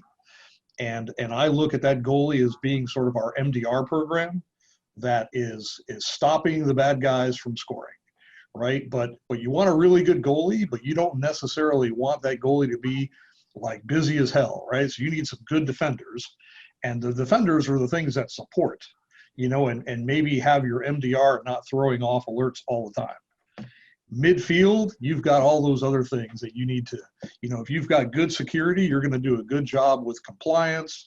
You're going to, you know, you're going to be maturing the compute of the organization.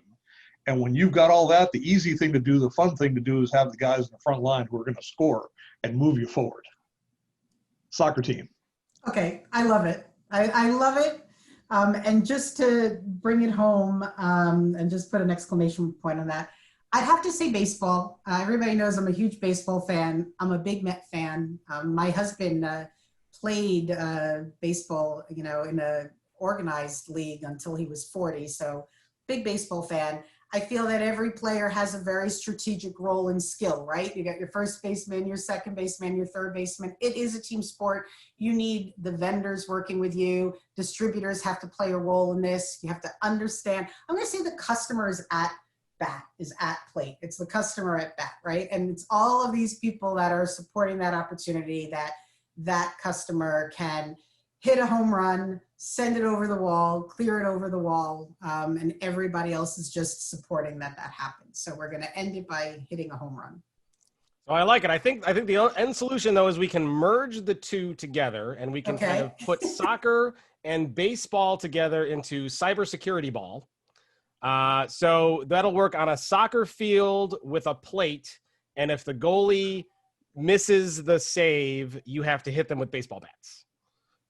That's a good one. Okay, all right. I don't like the violence part of it.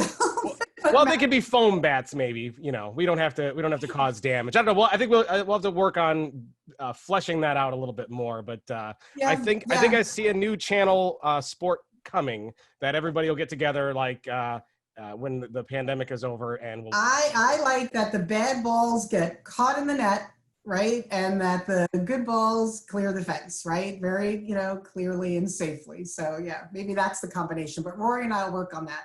I like it. And everybody has to wear hats. There's not enough sports where people wear hats. Love it. I know I'm already thinking about the uniform. That would be fun. Have a really cool kind of like Spider-Man security net kind of uniform. I love it. I love it. Well, Nancy, I want to thank you so much for joining us here today and being with us. Thank you for having me. To talk. And if people want to follow up with you after the show, where can they find you? Please and how can they learn about please do. You can either go to CompTIA.org and find me on the executive team, or N Hammervik without the C. It's VIK like Viking. N Hammervik at CompTIA.org. Wonderful. And with that, we are going to take a short break. And when we come back, Rich will pull out his crystal ball and try to predict the future, which he gets it right about maybe, 25% of the time, Rich, give or take? In a good week.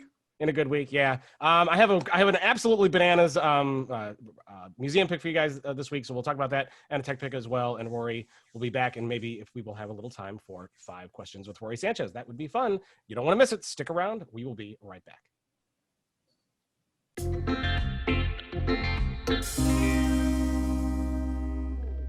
And we are back with part 3 of ChannelPro Weekly. Rich, that was a great interview with Nancy Hammervik. She's a very, very smart lady. It looks like they're doing all kinds of great stuff there at CompTIA. What do you think?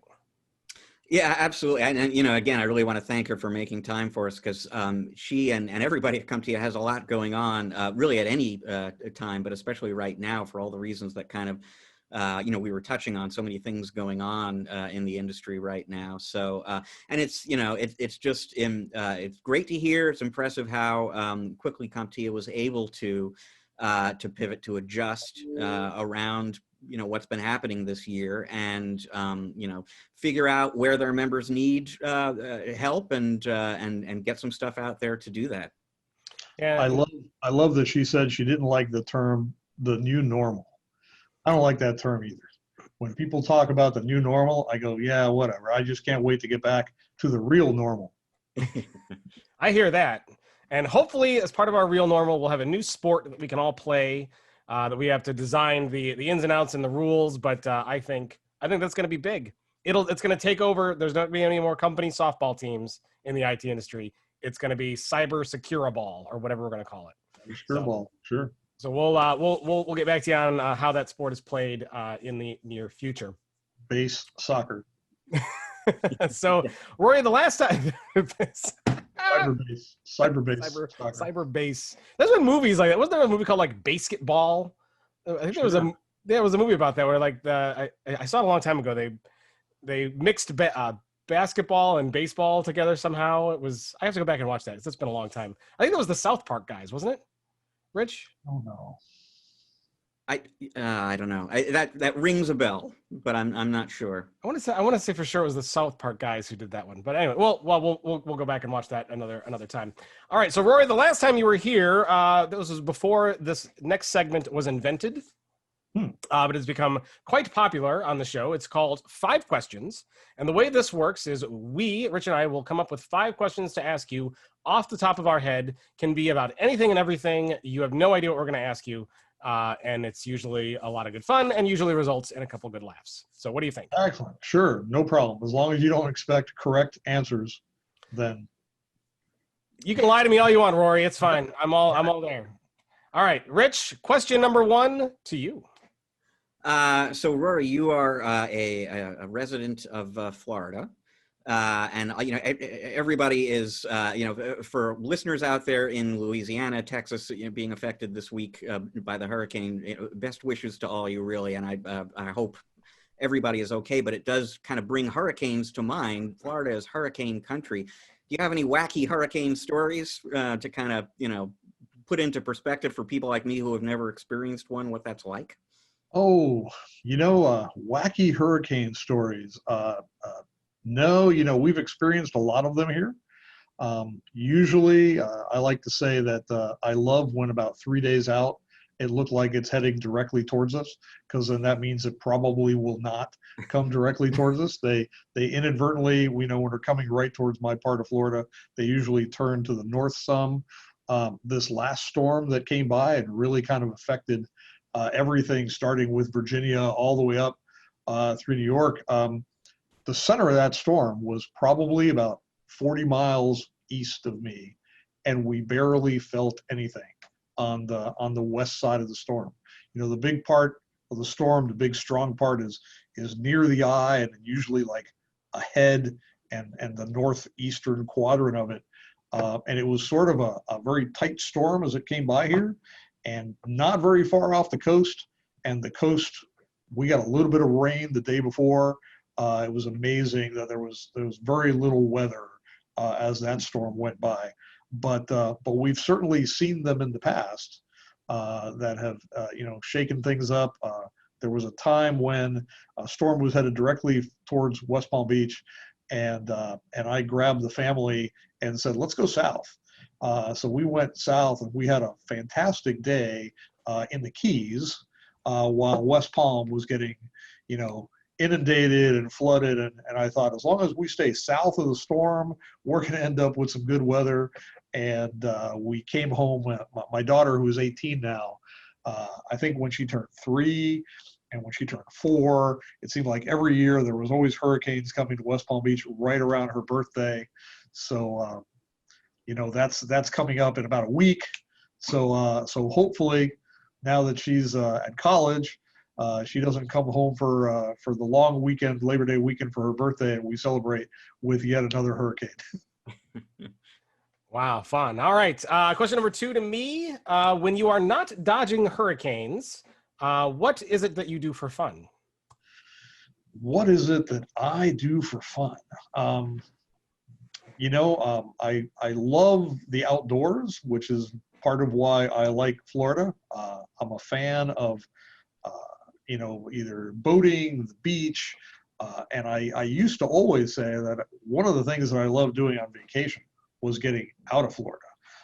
I used to have a place in Steamboat Springs, Colorado, And what I loved about Steamboat Springs, and one of the reasons that I always enjoy getting back out there, is that everything was unlike Florida, right? It was a vacation. I remember I had a friend that I forget, we had gone to the Virgin Islands or something, and you know, he's one of these guys that is very analytical. He looks around and he goes, "It just looks like Florida." You know, and I thought that's true, right? Beaches, nice water, and that's when I sort of started heading north, and always enjoyed snow skiing, getting into the mountains. You know, spent a lot of time out there when it was summertime. Steamboat Springs is Colorado is this great little town that the people who live there year round said we came for the winter but stayed for the summers. A lot to do out there. So I love being outdoors, and I love getting away from Florida whenever possible. Not that I don't love Florida, but it just makes me really feel on vacation when it's cooler and it's not flat, and I'm getting a different view of the land. Indeed. All right, Rich, question 3 to you. Oh, and before I ask it, I'll just point out, I thought you were going to say what you do for fun is golf, Rory, because I think the picture behind you is of a golf swing. That yeah, that is a friend drew that. It's I don't know if you can see it. It's actually a golfer that turns into a martini glass. And You know what? That happens to me every weekend. I somehow mysteriously turn into a cup. It's weird. But yeah, that was a friend of mine was the artist who created that, and only made a small number of prints. And it's funny because she called me once and said, "Hey, I need that print back." And I was like, "What are you talking about? I had it framed. It's excellent." And she said, "No, I want that print back, but I want you to have the original." So if you took a really close look at that one, that is actually not drawn on there, but it's black construction paper cut with an X-Acto knife and sort of glued into place to make the original one of that golfer turning into a martini glass. Very cool. Wow, that is really cool. What a neat story. All right, and now that begs my next question. So question number 4 to me. Rory, if you could magically transform into any kind of drinking apparatus, cup, goblet, whatever, what kind would it be? Shot glass. A shot glass. And why a shot glass? Well, you know, that's the preferred method of drinking tequila. I'm a big fan of tequila, so I think I would have to go. You know, the problem with the margarita glass, you know, which is also like a tequila vehicle, you know, those mixes are very sugary, and you know, you can't drink a lot of them. But you know, beer comes in a can, and you know, you don't want to be the can because it doesn't really get reloaded, right? You drink a beer can, you get rid of the can. The shot glass, however, it's reusable, so it's sustainable, and you know, augments the beer, so you can have that 2 beers and a shot of tequila, 2 beers and a shot of tequila cadence, and you know, it can be decorated with, you know, your favorite vacation spot, whatever it is, and there you go. Tequila delivery vehicle, the shot glass. And so question 4.5, what would it say on you if you turned into a shot glass? If it me turn it, well, I think it might have my name. I don't know. Where are you going with here? Like what?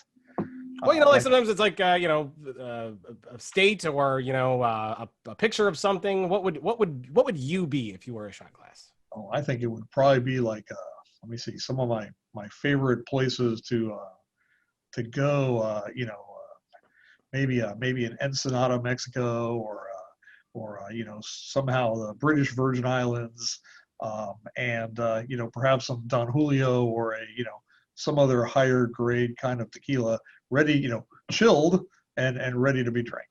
I love it. All right, Rich, I kind of cheated a little bit. I asked an extra question, but hey, I'm the host. I can do whatever the hell I want.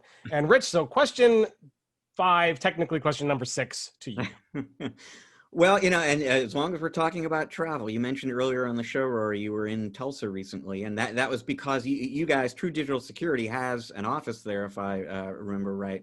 And so I've been many places in this wonderful country of ours. I've never actually been to Tulsa, and someday I hope to get there. So what is the best thing about visiting Tulsa? Tulsa is a great town. I think there was just an article recently that said, Tulsa could be the new Austin. I would say that that Tulsa is already there. I think Tulsa's had a little bit of I would say some PR challenges.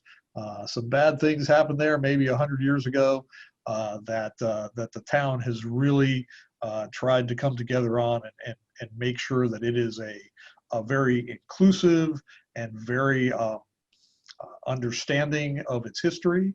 And it's a really interesting place because people and the political narratives out there don't ever consider conservative run states to be very progressive, and I say Tulsa is an exception there. Tulsa is a very progressive town, very forward thinking, not the sort of things that you would normally be pigeonholed into thinking when you go, oh look, it's a red state or whatever. What I don't know if I know the colors, but it's a very for being a very old town. There's also a lot of technology going on there, a lot of investment into bringing jobs to Tulsa. We have some folks investing in seeing to it that happens. It's sort of becoming a bit of a cybersecurity hub. And we are absolutely recruiting people there from places like Austin. Austin sounds really fun, and Tulsa not so much until you get there and you see all the things that the town is doing. It's a big music town. There's a really cool music scene there, and very chill. The people are awesome. And one of the things that I really like about Tulsa and Oklahoma in general is the people from there love being from there. It's one of those towns that almost anybody you meet, and they've been there for a little while, they can tell you a lot about the town. They can tell you why they're there. They'll tell you why they want to raise their families there. It's a great place. I like it a lot. You have totally got me excited to visit. Truly, I have any number of reasons to be looking forward to traveling again. But yeah, I've got to make sure I get out there. I love Florida, but both of my parents are in their mid 80s and don't live far away from me. If that was not the case, I'd probably be spending more time in Tulsa these days. Very cool. Well, that's a big endorsement for the fine city of Tulsa from Mr. Rory Sanchez. So everybody mark your calendars for when you can travel again, and let's all meet up in Tulsa and have some tequila together. Let's do it. I like it. Let's do that. Well, Rory, thank you for playing 5 questions. I really appreciate it. Always fun to learn a little bit more about some of our guests, and you never know what we're going to ask. So it's always a lot of fun. The Tulsans will probably insist that we have bourbon, but there's good bourbon there too. So I do like a good bourbon. Might have to deviate from the tequila train. We can have both. Absolutely. Why not? We can transform ourselves into any number of cups. Different nights. To hold things. Different nights.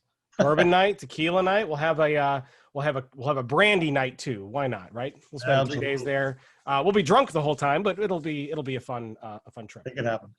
Make it happen. All right, we're gonna move on. I do have a museum pick for you all this week. I'll get through it kind of quick. This is kind of a bananas one, Rich. I was digging through a basket down in the graveyard, and I found something that I completely forgot that I had.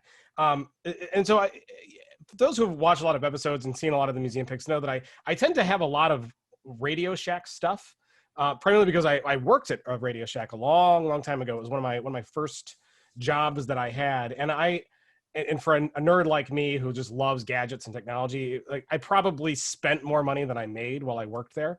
But we would have these items where things would go on clearance or discontinued, and they'd eventually get what's called like on the deval list, and things would get lost in the stock room or whatever, and then you'd find it one day when you're cleaning or doing inventory, and you'd go and you'd check the price on it, and it was like $3.98. Then it could have been like a $150 item. So I ended up with lots of weird stuff. And I found this, and I completely forgot I bought it. I'd never used it.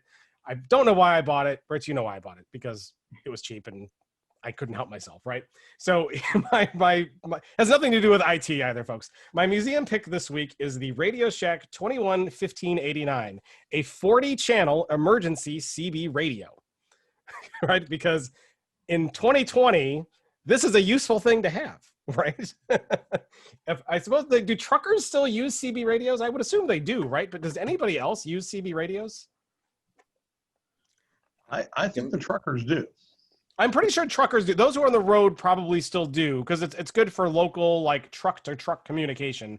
But does anybody else use CB for anything anymore? You know, like walkie-talkies, it's all FRS, you know, Family Radio Service, GMRS. CB, I don't think so, though. Do they? Certainly not aware of it myself, which suggests, of course, that if you're in the middle of a legitimate emergency, maybe CB isn't where you want to go for help. Probably, if you started broadcasting on the CB on Channel 9, I don't think you're going to get a response, unless like you're in like a really big city where there just happens to be that one other crazy person that's like, I want to use my CB radio and talk to the world. This thing was cool though. So let me tell you about this. So for those who are listening, this thing is gigantic, right? It's huge. It has, I mean, look at the battery. It can work on battery. It also has a plug, but I mean, the battery pack's like this, but this thing's enormous, right? Like no one would carry this thing around anymore. It's the size of like 6 cell phones all together. But it could run off of, I believe this was AA batteries, so you could use it. It also came with a car cord and a little case, so there's a car charger there, and it came with a antenna. Because obviously with a CB, you need an antenna. So the antenna, though, there was like this car mount one, so you could put it on the top of your car and then screw the antenna on, or you could use it as a handheld CB radio by screwing the antenna on here. And look at the size of this antenna. If you're on YouTube, this antenna is like 4 feet long. It's huge. Look here. For those who are watching, I'm going to start it here, and I'm just going to start pulling back. Rory, look at that antenna. It's taller than me. It's crazy how big this thing is. So this is a weird one. Now, Rich, did you ever have a CB radio? You've been around a long time. Rory, did you ever use a CB radio? Absolutely. Let Rich answer. Rich? Yeah, a long time ago. And gosh, just to give you an idea, like, put you in an age range for me, I remember it was from Sears. And that was the place you would go for a CB radio. Good old Sears. Yeah, I forgot I owned this one. Now, what did you use CB for back in the day, Rory? Did you just use it for fun? I am going to say that CB radio was the first social network. Oh. CB, see, I'm tying it into how this whole IT and modern day thing. CB radio was absolutely the first social network when I was in high school, and I graduated from high school in 1979. So around 78, 79, there were a whole bunch of people who had CB radios in their cars, had CB radio base stations at home, and none of us, I mean, if you had a telephone, it was fixed to the wall and you could call one person, but if you got on a CB radio, you could key it up and talk to your friends who were 10 or 20 miles away, and everybody could get on at once. You'd tell jokes, make fun of each other, see where people were. Somebody might be in their car, and there were actually like these little groups of people who met sometimes via CB radio, and there would even be events where once a month there'd be they'd reserve some tables at a nearby restaurant. People would show up and actually meet the people who you had only ever met via the radio before. Interesting. Rich, CB is the first social network. That's insightful. Absolutely. What do you think? Now, you said you had one. Did you do the same thing? Were you like talking with friends back in the day or whatever? Well, not with like a specific set of people, but it was definitely just, turn it on now and again and see who's talking and what they're talking about kind of thing. So yeah, it was kind of for me, a social phenomenon. The truckers were kind of keeping each other occupied too, to some extent, but there's actually some value that they could get out of communicating that way with one another. But when the CB phenomenon kind of went broad and everybody was getting to be a part of it, it really was just another way for people to talk with a bunch of people at once at a time way before Facebook. Yeah, interesting. Now, obviously CB is not a thing anymore. Were you ever like into the ham radio kind of stuff? Because that's still a thing. Yeah, no, not really. I think, my friends and I are, CB was unlicensed, and we like that, right? It was just, you got it, you plugged it in, and off you went. I think to do ham radio, you actually needed a ham radio license, and, there were rules and regulations that you had to know things, and we didn't want to know anything, right? We just wanted to key up the radio and, and talk to our friends and whoever else joined the channel. And yeah, it was fun way back when. That's awesome. So Rich, now that I found this thing, I think I'm going to go and put it in my car and put the big antenna on top and drive around and see if I get anything at all. But I'm bringing CB back, baby. Yeah, bringing CB back. All right. And probably, there was a lot of, because of the frequencies that it worked on, like the antenna length had to be a certain length. We would actually like tune the radio to the antenna length. So there was probably something to the fact that it needed that long of an antenna for some reason. Yeah, if I remember correctly, CB was in the 40 megahertz or the 27 megahertz range, somewhere in there. So it would need a very long antenna in order to operate at that. That's why FRS was such a big deal when it came out, because it was in the 400 range. So the antennas could be this big as opposed to like yay big. But didn't have the broadcast distance. These could go miles, these kinds of CB radios. So very cool stuff, very fun. All right, so I usually like to do a tech pick as well. I usually like to do like a that was then, this is now, but for the average person, a CB radio is not a very useful object to own, although we should all bring it back and talk on CBs again. So I decided what would be a suitable replacement to a CB radio in the event of an emergency or whatnot. Well, I think a cell phone would probably be a good thing to have and be a good replacement. So my tech pick this week, went out and was looking around at some cell phones, and I thought, you know what, the new LG Velvet looks like a pretty nice phone. Fairly new phone anyway. 6.8-inch OLED full vision display, triple cameras, 48 megapixel camera in the back, records in 4K, pretty good sized battery in it, and a sleek premium design with ergonomic 3D arc edges. Ooh, pretty, don't you think, Rich? Very much, yeah. Rory, you got yourself an LG Velvet. What are you carrying? I do not. I hesitate to change my phone at any time, because once I get to like a phone, I like it. So I have this Samsung something or other that I think I was in Alaska probably about 3 years ago, and my first night there, I lost my phone. So so I had a replacement phone sent to me, and then this has been my phone ever since. So I have it in a case. The case is all beat up now. It's probably an out-of-date phone that I can't even buy a new case for. But I hesitate that anything goes wrong with it, because then I need to get a whole new phone. And I always hate that new phone experience. Whether it is some things work different, or, right, we're all in that stage now where it's like, we just want it to work, right? I just need to do what I need to do. And I don't need to learn a new phone. Make new phones work exactly like the old phones. I think I just got on one of those things like Facebook, and they're like, we have a new interface coming. And I was like, I clicked on the X. I'm like, I don't want to see your new interface. I like the old interface. I'm done for a while. So you'll also probably stand on the porch and yell at the punk kids, get off my, Absolutely. No changes. We need to bring CB radios back. Don't make me call your dad on the CB radio. That's awesome.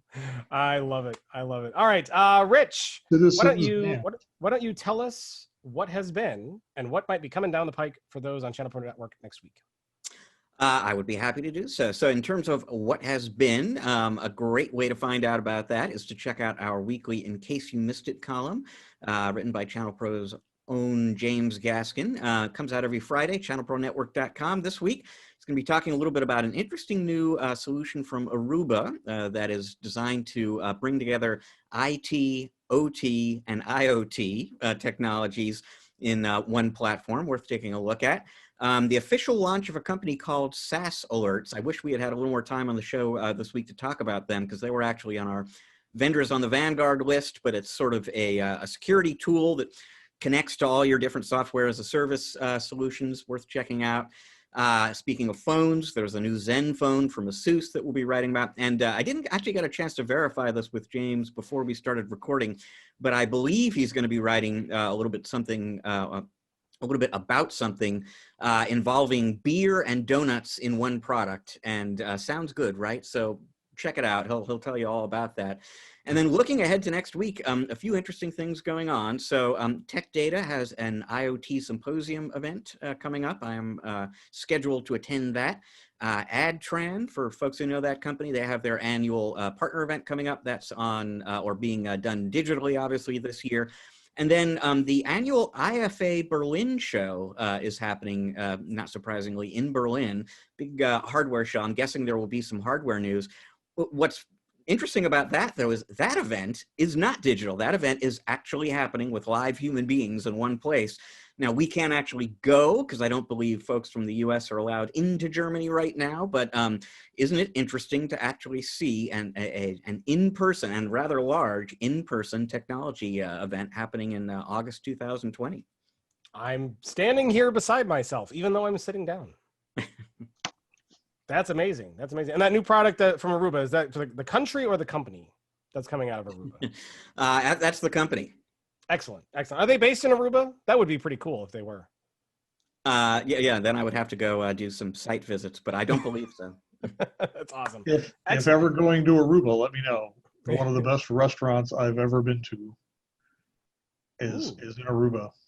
Well, we will have to talk about that the next time you're on. Unfortunately, we are running a little long and we're out of time. Rory Sanchez, thank you again for being a guest host with us here today. For those who want to connect with you after the show or learn about your company, where can they go? They can find me at truedigitalsecurity.com. Easy to remember. If you remember my name, Rory Sanchez, is Rory.Sanchez at truedigitalsecurity.com. Awesome. And I believe you have a LinkedIn profile as well. I think I see you there too. Yeah, I'm easy to find on LinkedIn. Excellent. Rory Sanchez, hit the button. I think I'm not the only Rory Sanchez, but I'm easy to find. You got a beautiful smiley face. I think you'll recognize you from your profile picture. So a big thanks again to Rory Digital, to Rory Digital. Boy, I tell you, it's been a weird day. To Rory Sanchez, CEO of True Digital Security. Thank you very, very much for being on with us again today. Hey, thanks for having me on, guys. Hope you It's been awesome spending like 8 hours here with you guys. Well, I definitely hope to have you back again at some point down the road. Podcast at channelpronetwork.com is the email address. If you want to email us with your thoughts, suggestions, questions for Rich and I, happy to address those there. Channelpronetwork.com is the website. Go to there each and every day for news, articles, white papers, downloads, podcasts, all kinds of great stuff to make your business better.